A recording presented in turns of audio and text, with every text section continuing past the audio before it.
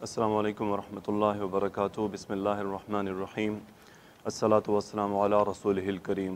جی الحمدللہ، آج سیرت النبی صلی اللہ علیہ وآلہ وسلم کے سلسلے میں ایک نئی مجلس۔ آج انشاءاللہ ہم یہود کے ساتھ جو آپ علیہ الصلاۃ والسلام نے معاہدہ کیا تھا وہ دیکھیں گے، اور کیسے مسلمانوں کی قریش کے ساتھ کشمکش شروع ہوئی، کیا کیا اس میں وہ غزوہ کیا ہوتا ہے، سریہ کیا ہوتا ہے۔ ہم انشاءاللہ غزوہ بدر سے پہلے کے واقعات آج مکمل کر لیں گے۔ اس میں چند مختصر غزوات بھی آئیں گے، سرایا بھی آئیں گے، تو ان کی مختصر سی آپ کو تفصیل مل جائے گی، اور اس سے اصل میں آئیڈیا یہ ہوگا ان کے مقصد کیا تھا۔ وہ جو غزوات ہوئے، وہ جو سرایا تھے، ان کے کیا پرپس تھے۔ آپ کو اس سے رسول اللہ صلی اللہ علیہ وسلم کی جنگی حکمت عملی کا بھی اندازہ ہوگا کہ وہ ایک حکمران نہیں تھے، صرف نبی نہیں تھے، بلکہ وہ ایک جرنیل بھی تھے۔ ایک بہترین جنگی حکمت عملی کی تیاری کے لیے بھی وہ بالکل پوری طرح تیار تھے، اور اللہ کی رہنمائی ان کے ساتھ مکمل موجود تھی۔ رسول اللہ صلی اللہ علیہ وسلم جب مدینہ طیبہ تشریف لے گئے تو وہاں انہوں نے مسلمانوں کے ساتھ اور اہل مدینہ میں جو مشرکین رہتے تھے ان کے ساتھ معاہدہ کر لیا، ان کے ساتھ کچھ انڈرسٹینڈنگز طے ہو گئیں، ان کو تو لوپ میں لے لیا۔ اب وہاں جو ایک اور قوم آباد تھی وہ یہودی تھے، اور یہودیوں کے پہلے سے یثرب میں اوس اور خزرج کے ساتھ کچھ معاہدے تھے، تو ان کو بھی لوپ میں لینا ضروری تھا۔ اب یہ رسول اللہ صلی اللہ علیہ وسلم کی فہم و فراست تھی کہ ان کی شیطانیوں سے بچنے کے لیے ان کے ساتھ معاہدہ کر لیا جائے، اور ان کو بھی اپنے ساتھ شامل کر لیا جائے۔ اور ایک اور اس سے یہ مقصد بھی پتہ چلتا ہے کہ اسلامی ریاست کا کیا کام ہوتا ہے۔ اسلامی ریاست صرف مسلمانوں کے لیے نہیں ہوتی، بلکہ اس کے اندر جو بھی رہ رہے ہیں ان سب کے لیے ہوتی ہے۔ تو اس کے بارے میں امام صاحب یہاں پہ لکھتے ہیں، نبی صلی اللہ علیہ وسلم نے ہجرت کے بعد جب مسلمانوں کے درمیان عقیدے، سیاست اور نظام کی وحدت کے ذریعے ایک نئے اسلامی معاشرے کی بنیادیں استوار کر لیں، تو غیر مسلموں کے ساتھ اپنے تعلقات منظم کرنے کی طرف توجہ فرمائی۔ آپ صلی اللہ علیہ وسلم کا مقصود یہ تھا کہ ساری انسانیت امن اور سلامتی کی سعادتیں اور برکتیں حاصل کر سکے۔ اس کے ساتھ مدینہ اور اس کے گرد و پیش کا علاقہ ایک وفاقی وحدت میں منظم ہو جائے۔ یعنی جب تک وہاں پہ رہنے والے یہود اس لوپ میں نہیں آئیں گے تو وہ وحدت قائم نہیں ہو سکتی۔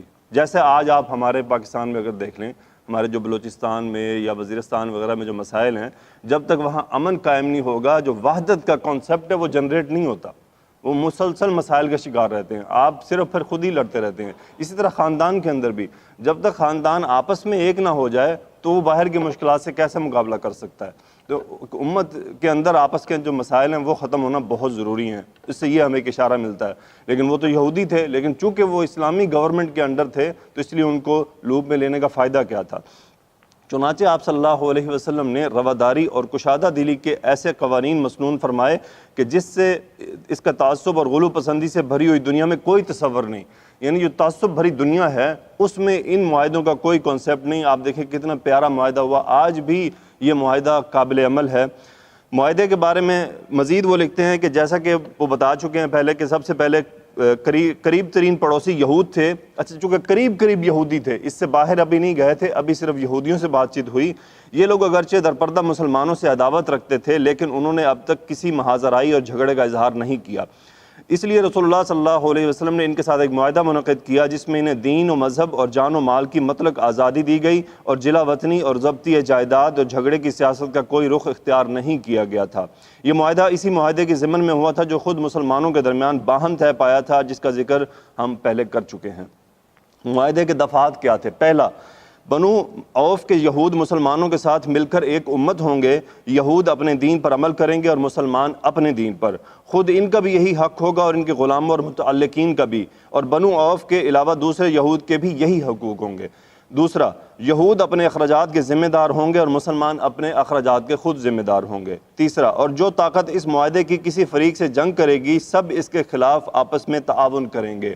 چوتھا، اور اس معاہدے کے شرکاء کے باہمی تعلقات خیر خواہی، خیر اندیشی اور فائدہ رسانی کی بنیاد پر ہوں گے، گناہ پر نہیں ہوں گے۔ یعنی گناہ پر کوئی آپس میں تعلق نہیں ہوگا، گناہ پہ کوئی کسی کو سپورٹ نہیں کرے گا، صرف خیر کی بات میں سپورٹ ہوگی۔ یعنی اگر کوئی یہود گناہ کریں گے تو مسلمان ان کی اس کو سپورٹ نہیں کریں گے، اور نہ ہی انہوں نے مسلمانوں کے کسی گناہ کے کام کو سپورٹ کرنا ہے۔ نمبر 5، کوئی آدمی اپنے حلیف کی وجہ سے مجرم نہ ٹھہرے گا۔ نمبر 6 مظلوم کی مدد کی جائے گی۔ نمبر 7 جب تک جنگ برپا رہے گی یہود بھی مسلمانوں کے ساتھ خرچ برداشت کریں گے۔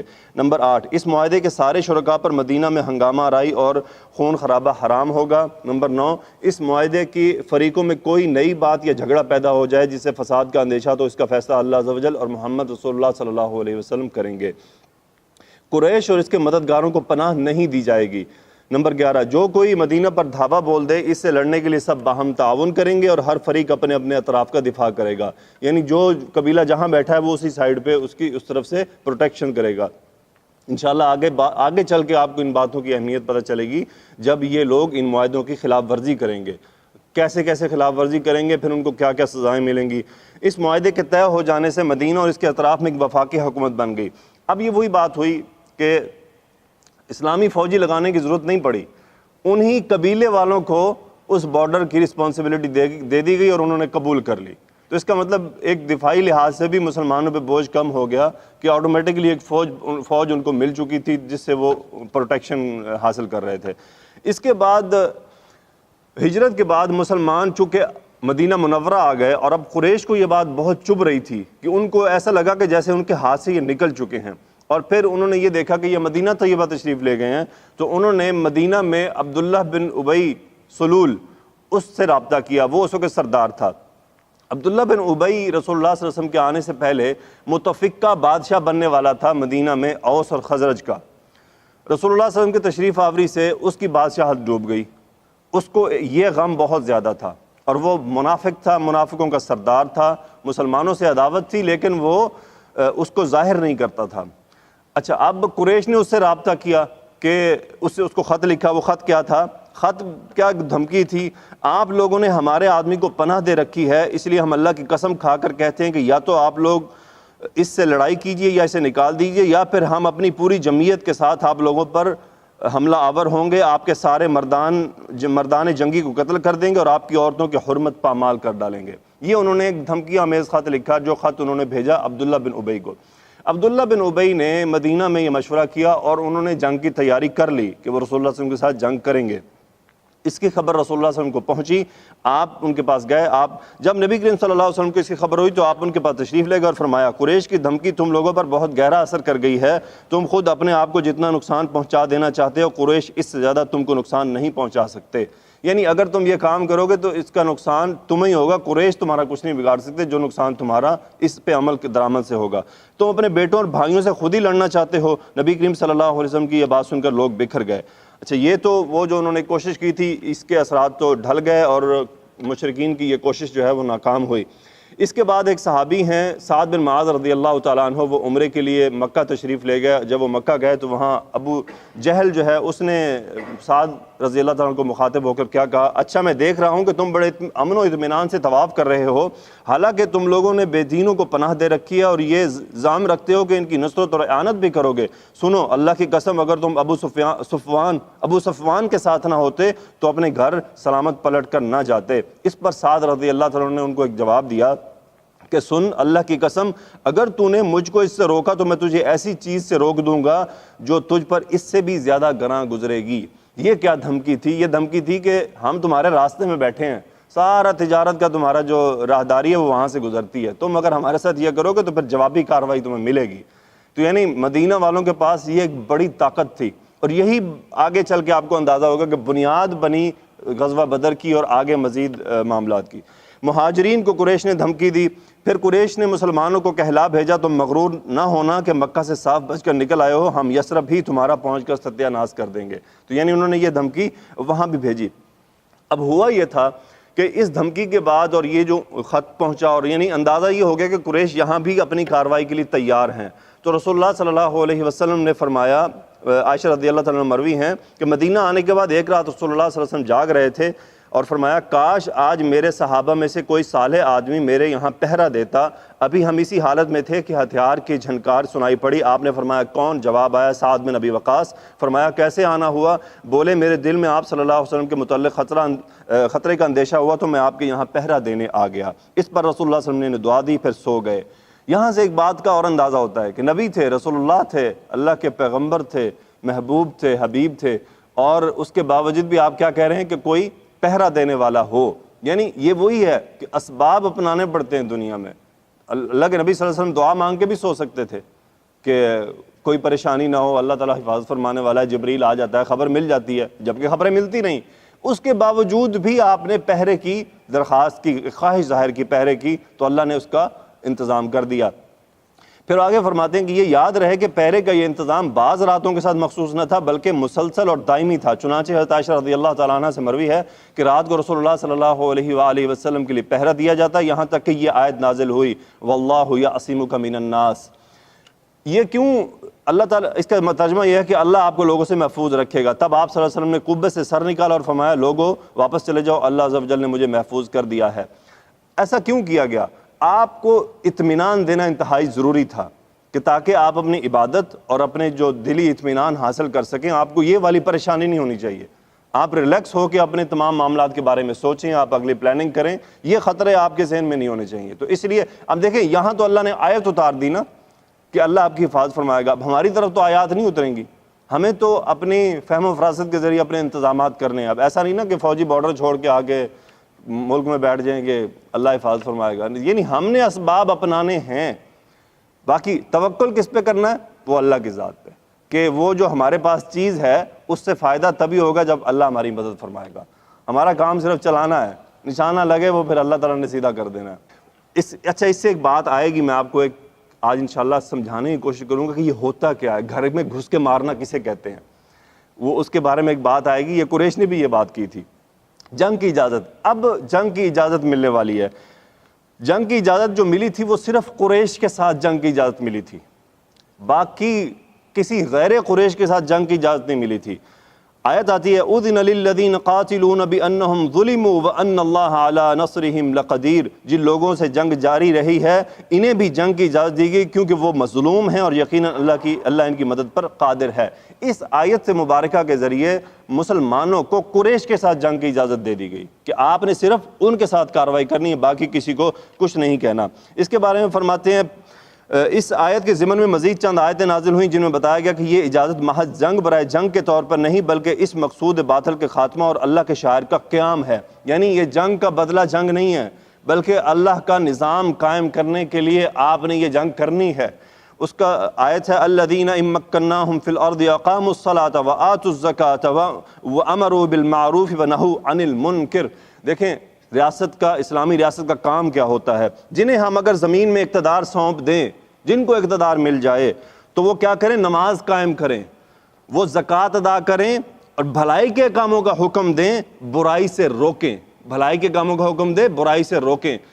صحیح بات جسے قبول کرنے کے سوا چارہ نہیں یہی ہے کہ یہ اجازت ہجرت کے بعد مدینے میں نازل ہوئی, مکے میں نازل نہیں ہوئی. البتہ یہ وقت نزول کا قطعی تعین کرنا مشکل ہے کہ یہ آیت کس وقت نازل ہوئی تو وہ ایگزیکٹ لوکیشن کیا تھی.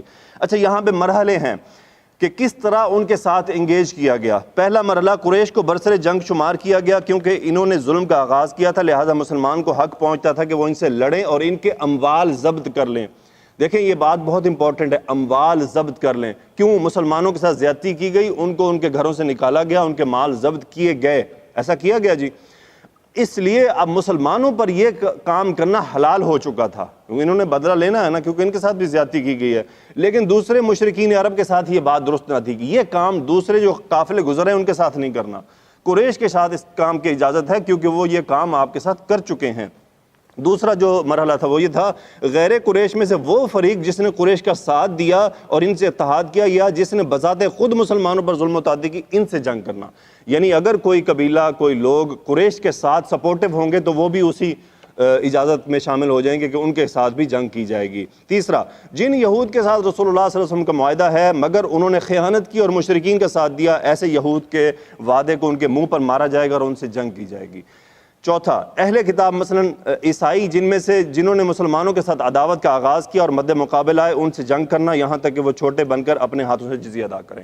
یعنی ان سے بھی جنگ کرنا ہے یہاں تک کہ وہ قبول کر لیں, وہ ریاست کو مان لیں. نمبر 5, جو اسلام میں داخل ہو جائے اس سے ہاتھ روک لینا, خواہ وہ مشرک ہو یا نصرانی یا یہودی یا کچھ اور. اب ان کی جان مال اسلام کے حق کے مطابق ہی تحرز کیا جا سکتا ہے اور اس کے باطن کا حساب اللہ پر ہے. یہ فرماتے ہیں کہ جنگ کی اجازت تو نازل ہو گئی، لیکن جن حالات میں نازل ہوئی وہ چونکہ محض قریش کی قوت اور تمرد کا نتیجہ تھے، اس لیے حکمت کا تقاضا یہ تھا کہ مسلمان اپنے تسلط کا دائرہ قریش کے اس تجارتی شاہراہ پر پھیلائیں جو مکے سے شام تک آتی ہے۔ اس لیے رسول اللہ صلی اللہ علیہ وسلم نے اس تسلط کے پھیلاؤ کے لیے 2 منصوبے اختیار کیے۔ آپ نے 2 پلاننگ تیار کی۔ پہلی پلاننگ یہ تھی کہ جو قبیلے اس شاہراہ پہ موجود ہیں ان سے معاہدہ کیا جائے، جس طرح معاہدہ مدینہ میں کیے گئے۔ دوسری پلاننگ یہ تھی کہ اس شاہراہ پر گشتی دستے بھیجے جائیں، یعنی گشت کیا جائے، قافلوں کی انفارمیشن لی جائے، جسے جاسوسی بھی آپ کہہ سکتے ہیں، کہ معلومات اکٹھی کی جائیں، وہ راستے کون سے مستقل استعمال کرتے ہیں، ان کے اوقات کیا ہیں، کہاں رکتے ہیں، کہاں ٹھہرتے ہیں، پوری یعنی اس کی پلاننگ۔ اب آپ یہ دیکھ لیں کہ یہ محض 1.5 سال کا وقفہ ہے۔ 2 ہجری میں غزوہ بدر پیش آیا ہے، تو 1 ہجری 2 ہجری 1.5 سال کے اندر اندر یہ ساری پلاننگ اور یہ سب انفارمیشن تمام کام یہ ہو چکے تھے۔ وہ فرماتے ہیں کہ جی پہلا جو ہے سریہ، اچھا اس میں ایک قبیلہ ہے جوہینہ، اس کے ساتھ معاہدہ طے پا گیا تھا، یہ تقریباً 45 سے 50 میل کے فاصلے پہ تھا مدینہ منورہ سے۔ یہ پہلا معاہدہ تھا جو باہر طے ہوا۔ سرایہ اور غزوات، سریہ اس کو کہتے ہیں جس میں رسول اللہ صلی اللہ علیہ وسلم کوئی دستہ اس کی کسی کی سربراہی میں روانہ کر دیں کسی مہم کے لیے، اور غزوہ اسے کہتے ہیں جس میں رسول اللہ صلی اللہ علیہ وسلم بذات خود تشریف لے کر جائیں۔ جنگ ہوئی، قتال ہوا، نہیں ہوا، اس کا کوئی مقصد نہیں، جس میں آپ نے خود سربراہی کی، خود لیڈ کیا آپ نے، وہ ہے غزوہ، اور جو آپ کے بغیر ہوا، جس پہ آپ نے بھیجا کسی کو، تو وہ کہلاتا ہے سریہ۔ اب یہ سرایات جنگ کی اجازت نازل ہونے کے بعد ان دونوں منصوبوں کے نفاذ کے لیے مسلمانوں نے عسکری مہمات کا سلسلہ شروع کیا۔ طلایہ گردی کی شکل میں فوجی دستے گشت کرنے کے لیے، یعنی جاسوسی کرنے کے لیے، انفارمیشن اکٹھی کرنے کے لیے۔ اس کا مقصود وہی تھا جس کی طرف اشارہ کیا جا چکا کہ مدینہ کے گرد و پیش کے راستوں پر عموماً اور مکے کے راستوں پر خصوصاً نظر رکھی جائے اور اس کے احوال کا پتہ لگایا جاتا رہے، اور ساتھ ہی ان راستوں پر واقع قبائل سے معاہدے کیے جائیں اور یثرب کے مشرکین یہود اور آس پاس کے بدوؤں کو یہ احساس دلایا جائے کہ مسلمان طاقتور ہیں، انہیں اپنی کمزوری سے نجات مل چکی ہے۔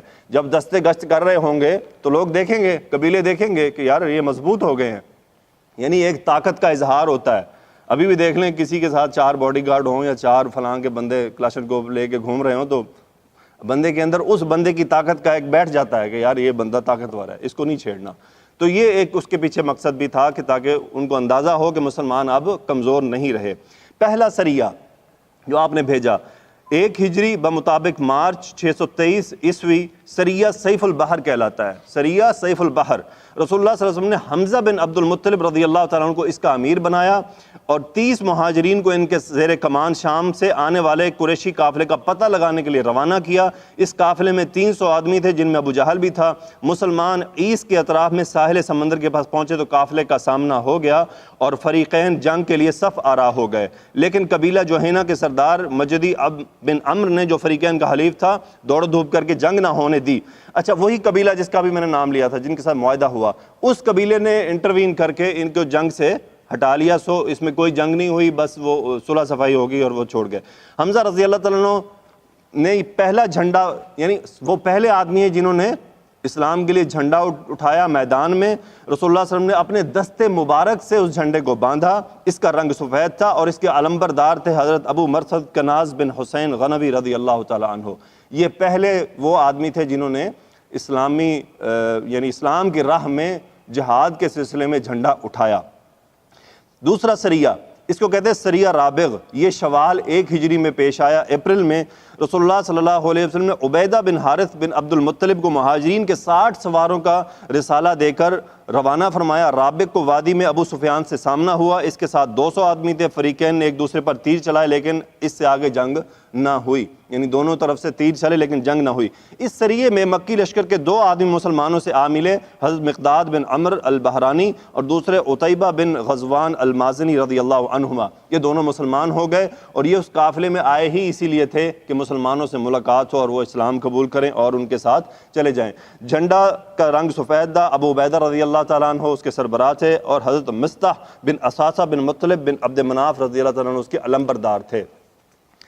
تیسرا سریہ، اس کو کہتے ہیں سریہ خرار۔ میں آپ کو ان کے میپ شیئر کروں گا۔ کہ یہ سریے کہاں سے کہاں جاتے رہے، تو آپ کو اس سے اندازہ ہوگا کہ مدینہ کے کن اطراف میں یہ سریے گئے تھے۔ سریہ خرار یہ ذی قعدہ 1 ہجری میں ہوا۔ رسول اللہ صلی اللہ علیہ وسلم نے اس سریہ کا امیر حضرت سعد بن ابی وقاص رضی اللہ تعالیٰ عنہ کو مقرر فرمایا اور انہیں 20 آدمیوں کی کمان دے کر قریش کے قافلہ کا پتہ لگانے کے لیے بھیجا اور تاکید فرما دی کہ خرار سے آگے نہ بڑھیں۔ یہ لوگ پیدل روانہ ہوئے، رات کو سفر کرتے اور دن میں چھپے رہتے۔ 5ویں روز صبح خرار پہنچے تو معلوم ہوا کہ قافلہ گزر چکا ہے۔ اس سریے کا علم سفید تھا اور علمبردار حضرت مقداد بن عمرو رضی اللہ تعالیٰ عنہ تھے۔ چوتھا غزوہ، غزوہ ابوا یا ودان۔ اب کیا آ گیا؟ غزوہ۔ یہ پہلا غزوہ ہے، اس سے پہلے سریہ تھا، اب ہو گیا غزوہ۔ کیوں غزوہ ہوا؟ کہ اس میں رسول اللہ صلی اللہ علیہ وسلم خود لیڈ کر رہے تھے۔ سفر 2 ہجری۔ اس مہم میں 70 مہاجرین کے ہمراہ رسول اللہ صلی اللہ علیہ وسلم بنفس نفیس تشریف لے گئے اور مدینے میں حضرت سعد بن، اب یہاں پہ یہ ہوتا ہے کہ جب آپ تشریف لے جاتے تھے تو مدینہ پہ کوئی نائب ہوتا تھا، تو وہ سعادت کس کو ملی؟ سعد بن عبادہ کو آپ نے اپنا قائم مقام مقرر کیا۔ مہم کا مقصد قریش کے ایک قافلے کی راہ روکنا تھا۔ آپ ودان تک پہنچے لیکن کوئی معاملہ پیش نہ آیا۔ اس غزوہ میں آپ نے بنو زمرہ کے سردار عمر بن مخشہ الزمری سے حلیفانہ معاہدہ کیا۔ تو اس میں ایک فائدہ یہ ہوا کہ آپ کا ایک معاہدہ ہو گیا ایک قبیلے کے ساتھ۔ معاہدے کی عبارت کیا تھی؟ یہ بنو زمرہ کے لیے محمد رسول اللہ صلی اللہ علیہ وسلم کی تحریر ہے۔ یہ لوگ اپنے جان و مال کے بارے میں مامون رہیں گے اور جو ان پر یورش کرے گا اس کے خلاف ان کی مدد کی جائے گی، الا یہ کہ خود اللہ کے دین کے خلاف جنگ کریں۔ یہ معاہدہ اس وقت تک کے لیے ہے جب تک سمند ان کو ترک کرے، سمندر ہونا چاہیے، جب تک سمندر ان کو ترک کرے، یعنی ہمیشہ کے لیے ہے۔ اور سمندر نے ان کو کیا ترک کرنا تھا؟ تو یہ ایک کنایہ کے طور پہ استعمال کیا کہ جب تک ان کو، یعنی اگر تو وہ سمندر نے ان کو ٹچ کر دیا تو معاہدہ ختم، تو نہ سمندر نے ٹچ کرنا تھا نہ معاہدہ ختم ہونا تھا۔ یہ معاہدہ ہمیشہ کے لیے ہے۔ نبی صلی اللہ علیہ وسلم اپنی مدد کے لیے انہیں آواز دیں تو انہیں آنا ہوگا۔ یہ پہلی فوجی مہم تھی جس میں رسول اللہ صلی اللہ علیہ وسلم بذات خود تشریف لے گئے اور 15 دن مدینے سے باہر گزار کر واپس آئے۔ اس مہم کا پرچم کا رنگ سفید تھا اور علمبردار تھے حضرت حمزہ رضی اللہ تعالی عنہ۔ 5واں، ٹوٹل نمبر میں 5 لیکن غزوہ نمبر 2، غزوہ بوات، ربیع الاول 2 ہجری۔ اس مہم میں رسول اللہ صلی اللہ علیہ وسلم 200 صحابہ کو لے کر روانہ ہوئے۔ مقصود قریش کا ایک قافلہ تھا جس میں امیہ بن خلف سمیت قریش کے 100 آدمی اور 2500 اونٹ تھے۔ آپ رضوا کے اطراف میں مقام بوات تک تشریف لے گئے لیکن کوئی معاملہ پیش نہ آیا۔ اس غزوہ کے دوران حضرت سعد بن معاذ رضی اللہ تعالیٰ کو مدینے کا امیر بنایا گیا اور پرچم سفید تھا۔ علمبردار تھے حضرت سعد بن ابی وقاص رضی اللہ تعالیٰ عنہ۔ نمبر 6، یہ غزوہ صفوان کہلاتا ہے، 2 ہجری ربیع الاول۔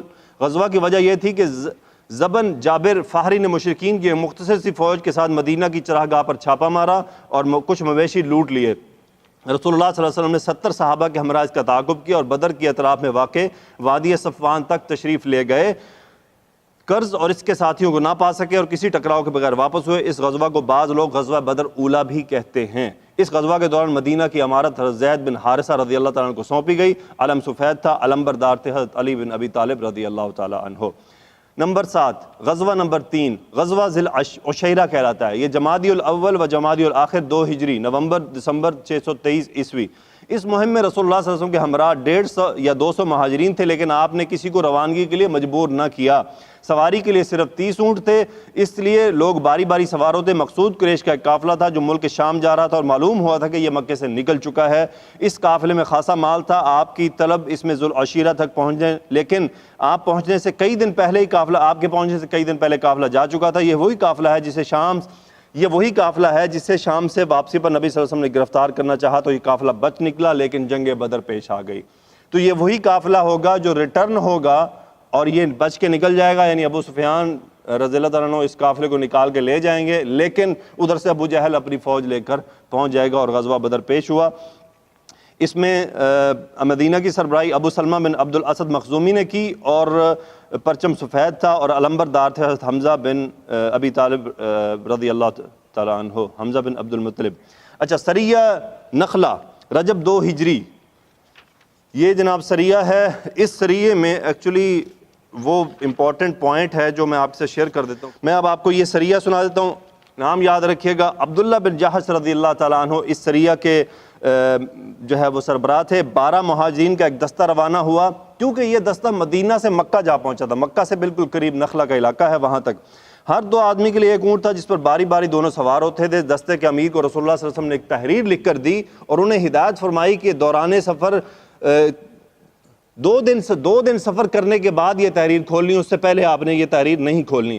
چنانچہ 2 دن کے بعد حضرت عبداللہ رضی اللہ تعالیٰ عنہ نے تحریر دیکھی تو اس میں درج تھا، جب تم میری یہ تحریر دیکھو تو آگے بڑھتے جاؤ یہاں تک کہ مکہ اور طائف کے درمیان نخلا میں اترو، وہاں قریش کے قافلے کی گھات میں لگ جاؤ، وہ ہمارے لیے اس کی خبروں کا پتہ لگاؤ۔ یعنی وہاں جاؤ، لڑنا نہیں ہے، صرف کیا ہے، جاسوسی کرنی ہے۔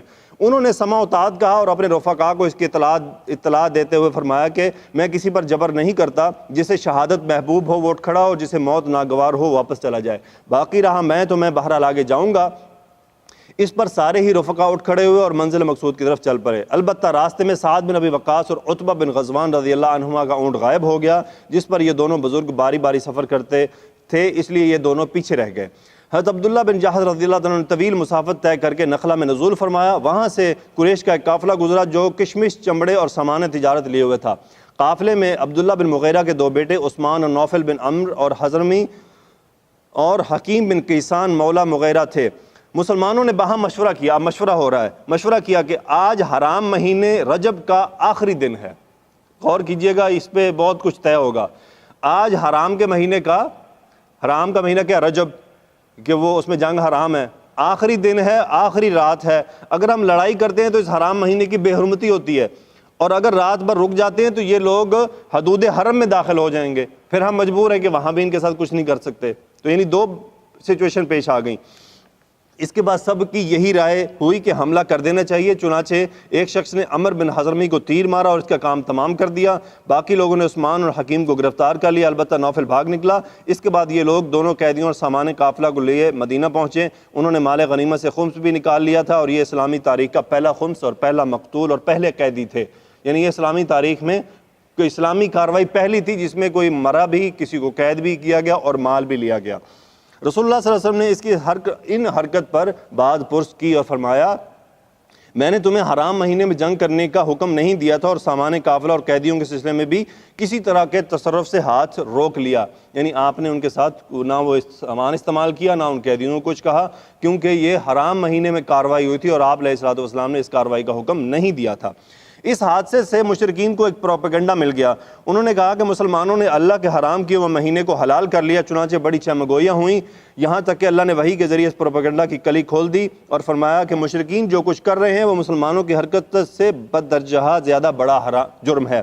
یعنی جو کچھ مشرکین کر رہے ہیں وہ تو بہت بڑے بڑے جرم ہیں، انہوں نے تو حرام مہینے کی کبھی پرواہ کی۔ آج اگر مسلمانوں نے ایک کارروائی کر لی ہے تو وہ اس طرح کا پروپیگنڈا کر رہے ہیں اور باتیں شروع کر دی ہیں۔ تو اللہ نے آیت نازل فرمائی، لوگ تم سے حرام مہینے میں قتال کے متعلق دریافت کرتے ہیں، کہہ دیجئے اس میں جنگ کرنا بڑا گناہ ہے، اور اللہ کی راہ سے روکنا، اللہ کے ساتھ کفر کرنا، مسجد حرام سے روکنا، اس کے باشندوں کو وہاں سے نکالنا، یہ سب اللہ کے نزدیک اور زیادہ بڑا جرم ہے اور فتنہ قتل سے بڑھ کر ہے۔ اس وحی کی صراحت کر دی کہ لڑنے والے مسلمانوں کی سیرت کے بارے میں مشرکوں نے جو شور شرابہ کیا اس کی کوئی گنجائش نہیں ہے۔ اس کے بعد اس سریہ عبداللہ بن جہش کے واقعات کے بعد مشرکین کا خوف حقیقت میں بن گیا۔ اچھا، اب مشرکین ڈر گئے، خوف زدہ ہو گئے کہ مسلمان تو ہمارے پیچھے پہنچ رہے ہیں، یعنی یہ تو ہم تک پہنچنے ہی والے ہیں، اور ان کے سامنے ایک واقعی خطرہ مجسم ہو گیا۔ انہیں جس پھندے سے پھنسنے کا اندیشہ تھا اب اس میں واقعی وہ پھنس چکے تھے۔ انہیں معلوم ہو گیا کہ مدینہ کی قیادت انتہائی بیدار مغز ہے، انہیں ایک ایک تجارتی نقل و حرکت پر انہوں نے نظر رکھی ہوئی، یعنی اب انہیں اندازہ ہوا کہ جو مدینہ میں لوگ بیٹھے ہیں وہ ایسے نہیں بیٹھے ہیں، وہ ان کی ایک ایک بات کے اوپر نظر رکھے ہوئے ہیں اور پوری تیاری کر رہے ہیں۔ مسلمان چاہیں تو 300 میل کا راستہ طے کر کے ان کے علاقے کے اندر انہیں کاٹ مار کریں، قید کر سکتے ہیں، مال لوٹ سکتے ہیں اور ان سب کے بعد صحیح سالم واپس بھیج سکتے ہیں۔ مشرکین کی سمجھ میں آ گیا کہ ان کی شامی تجارت اب مستقل خطرے کی زد میں ہے، لیکن ان سب کے باوجود وہ اپنی حماقت سے باز آئے اور جہنیہ اور بنو زمرہ کی طرح صلح صفائی کی راہ اختیار کرنے کی بجائے اپنے جذبہ غیظ و غضب اور جوش بغض و عداوت میں کچھ آگے بڑھ گئے، اور انہیں صنادید میں ان کے لیڈر جو تھے اپنی اس دھمکی کو عملی جامہ پہچانے کا فیصلہ کر لیا کہ مسلمانوں کے گھروں میں گھس کر ان کا صفایا کر دیا جائے گا۔ تو بھائی گھروں میں گھس کر جو بھی مارتا ہے نا وہ مار ہی کھاتا ہے، تو انہوں نے گھس کے مارنے کا ارادہ کیا، اس کا نقصان ان کو آگے کیا ہوا۔ اللہ تعالیٰ نے حضرت عبداللہ بن جہش کے سریہ کے بعد شعبان 2 ہجری میں ان پر جنگ فرض قرار دے دی۔ اچھا، اب جنگ فرض ہو گئی، اس سے پہلے جنگ کیا تھی؟ ایک اجازت دی گئی تھی کہ بھئی آپ کارروائی کر سکتے ہیں۔ اب جنگ لازمی قرار دے دی گئی کہ اب آپ کو جنگ کرنی ہے، اور مسلمانوں کو اس کے لیے تیار کیا گیا۔ اللہ کی راہ میں ان سے جنگ کرو جو تم سے جنگ کرتے ہیں، اور حد سے آگے نہ بڑھو، یقیناً اللہ حد سے آگے بڑھنے والوں کو پسند نہیں کرتا۔ اور انہیں جہاں پاؤ قتل کرو، اور جہاں سے انہوں نے تمہیں نکالا ہے وہاں سے تم انہیں نکال دو۔ اور فتنہ قتل سے زیادہ سخت ہے، یاد رہے فتنہ قتل سے زیادہ سخت ہے۔ یعنی فتنوں کو مٹانے کے لیے اگر قتل و غارت کی جاتی تو اس میں کوئی حرج نہیں ہے، فتنے کو مٹانے کے لیے قتل و غارت میں کوئی حرج نہیں ہے، کیونکہ فتنہ بہت خطرناک ہوتا ہے۔ جب فتنہ پھیل جاتا ہے تو پھر سب معاملات بگڑ جاتے ہیں۔ اور ان سے مسجد حرام کے پاس قتال نہ کرو یہاں تک کہ وہ تم سے مسجد حرام میں قتال کریں، پس اگر وہ وہاں قتال کریں تو تم بھی وہاں انہیں قتل کرو، کافروں کی جزا ایسی ہی ہے، پس اگر وہ باز آ جائیں تو بے شک اللہ غفور الرحیم ہے، اور ان سے لڑائی کرو یہاں تک کہ فتنہ نہ رہے اور دین اللہ کے لیے ہو جائے، پس اگر وہ باز آ جائیں تو کوئی تعدی نہیں ہے مگر ظالموں ہی پر۔ اس کے بعد دوسری نوع کی آیات نازل ہوئیں جن میں جنگ کا طریقہ بتایا گیا اور اس کی ترغیب دی گئی اور بعض احکامات بیان بھی فرما دیے گئے۔ اچھا، اس کے بعد مسلمانوں کو جنگ کرنے کے بارے میں ترغیب دی گئی کہ وہ شہادت کو گلے لگائیں اور اللہ کی راہ میں قربانی دینے کے کیا کیا فوائد ہیں۔ اس کے بعد انشاءاللہ ہم کل سے شروع کریں گے غزوہ بدر کی ابتدا، کیونکہ غزوہ بدر کے لیے یہ گراؤنڈ بنا تھا، اسی گراؤنڈ سے آگے بات چلی تھی۔ انشاءاللہ ہم اس کی تفاصیل کل سے شروع کریں گے۔ اللہ سبحانہ و تعالیٰ سے دعا ہے کہ یا اللہ ہم سب کو ہدایت عطا فرما، ہم سب کی مغفرت فرما دے، ہمارے لیے نیک اعمال کرنا آسان کر دے، ہمیں نبی کریم صلی اللہ علیہ وآلہ وسلم کی سنت پر عمل کرنے والا بنا دے۔ یا اللہ ہم سب کی جو یہ کاوشیں ہیں اسے قبول فرما لے۔ یا اللہ رمضان کے آخری 6 دن رہ گئے ہیں، یا اللہ اس سے فائدہ اٹھانے کی توفیق عطا فرما، جو وقت ضائع ہو چکا اس پر ہمیں معاف کر دے، اور ہمیں رمضان سے مغفور گزار، اور ہم سب بہن بھائیوں کے والدین کی مغفرت فرما، بے اولادوں کو اولاد عطا فرما۔ یا اللہ جن کی جو پریشانیاں ہیں وہ تیرے علم میں ہیں، ان کی وہ پریشانیاں دور فرما۔ اللہم صلی علی سیدنا و مولانا محمد وعلی آلہ وصحبہ وبارک وسلم، آمین یا رب العالمین۔